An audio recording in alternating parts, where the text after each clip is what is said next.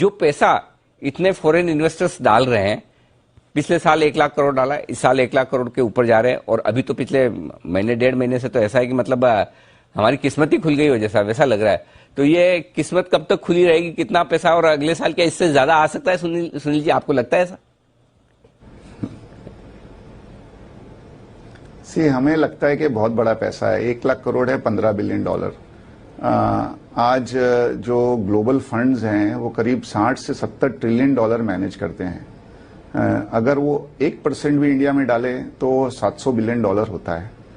और इंडिया में जो टोटल निवेश है फॉरेनर्स का वो सिर्फ अभी तक 450-500 बिलियन डॉलर है। दूसरी ये है कि जो डॉलर था वो 10-12 साल से कंटिन्यूस स्ट्रेंथन हो रहा था।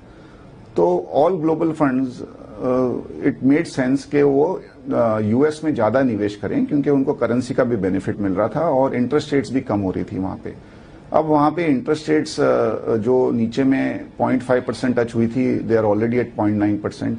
यूएस डॉलर पहली बार 10-12 सालों में लास्ट 4-5 महीनों में करीब 5-6% डिप्रिशिएट हुआ है against all major currencies including euro, pound, yen, रिमेम्बी। और एक थोड़ा सा है ना फिर से कैरी ट्रेड का माहौल बन रहा है, जिसमें जो इन्वेस्टमेंट यूएस में था उससे थोड़ा थोड़ा निकल के वो दूसरी जगह पे इन्वेस्ट किया जा रहा है। इसके लिए आप देखोगे तो आपको कमोडिटीज में भी तेजी दिख रही है, एग्री कमोडिटीज में भी तेजी दिख रही है, प्रेशियस मेटल्स में भी तेजी दिख रही है, और इमर्जिंग मार्केट में भी पैसा आ रहा है। इंडिया में दूसरे इमर्जिंग मार्केट से थोड़ा ज्यादा पैसा आया है, लार्जली बिकॉज हमारे यहाँ पे अभी लग रहा है कि once corona is behind us, growth जो FY22 की है that can surprise very very positively on the upside. और अगर आप देखोगे ना तो ये जो बड़ा पैसा आया है ये सितंबर के रिजल्ट के बाद आया है।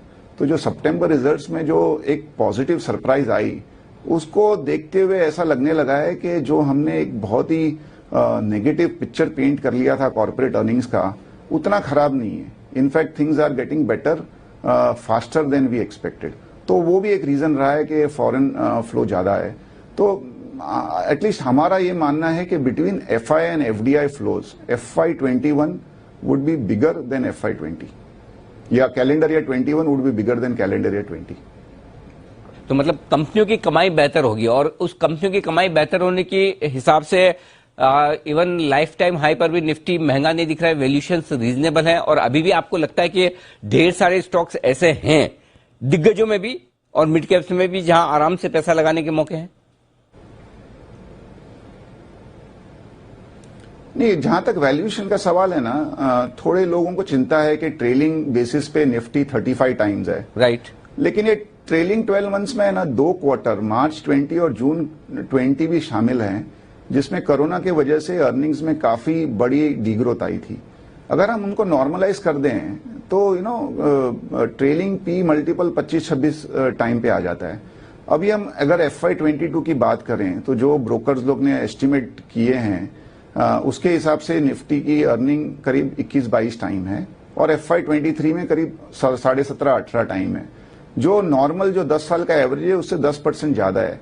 लेकिन अजय जी, हमें यह भी देखना चाहिए कि जो इंटरेस्ट रेट्स इंडिया में जो 8-9% पे चलते थे अब वो आ गए हैं 5-5.5% पे। तो ये जो पी रेशियो है ना पूरी दुनिया में थोड़ा सा ऊपर हो गया है, और जहां पे ग्रोथ फास्टर होगी वहां थोड़ा सा मल्टीपल आपको ज्यादा ही देना पड़ेगा। तो वी आर नॉट चीप, लेकिन ऐसा भी नहीं है कि हम बहुत यूफोरिक जोन में हैं, हम थोड़े फेयरली वैल्यूड जोन में हैं। तो अगर आप थोड़ा सा मेहनत करो और थोड़ी आपकी रिटर्न एक्सपेक्टेशंस कम करो तो आपको बाजार निराश नहीं करेगा।